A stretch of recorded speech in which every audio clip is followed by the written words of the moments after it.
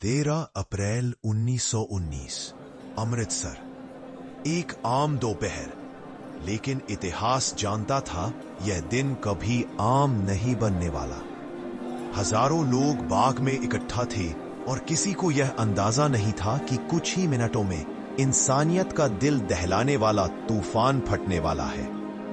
उस बाग में चारों ओर दीवारें थीं, लेकिन असली कैद तो अभी शुरू होने वाली थी। कौन जानता था कि उत्सव मनाने आए लोग एक ऐसे जाल में फंस चुके थे जिससे बाहर निकलना नामुमकिन था।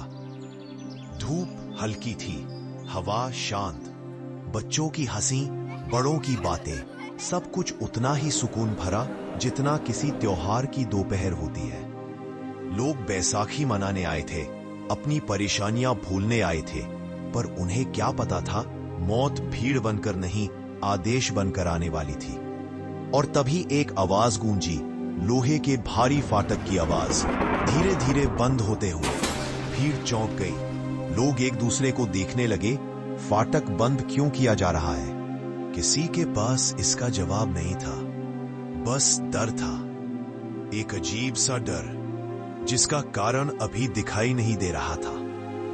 कुछ कदमों की आवाज पास आती है। General Dyer.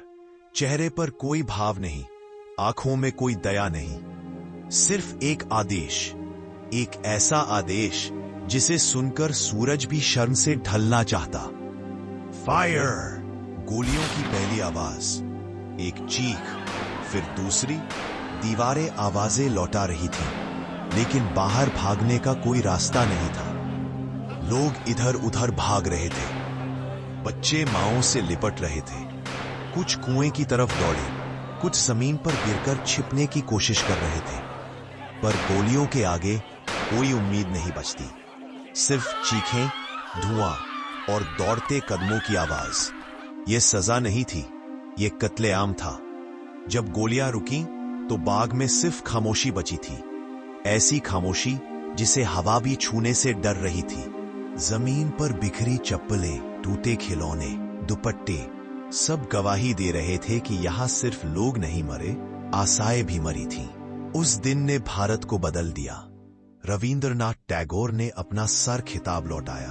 देश भर में गुस्सा लहर की तरह फैल गया और आजादी की लड़ाई अब सिर्फ आंदोलन नहीं, एक जख्म बन चुकी थी जिसे भरने का एक ही रास्ता था, आजादी। जालियांवाला बाग आज भी खामोश खड़ा है, लेकिन उसकी हर ईंट, हर दीवार, हर निशान एक ही बात कहता है, जब इंसानियत पर गोलियां चलती है, इतिहास कभी उसे भुलाता नहीं, कभी माफ नहीं करता।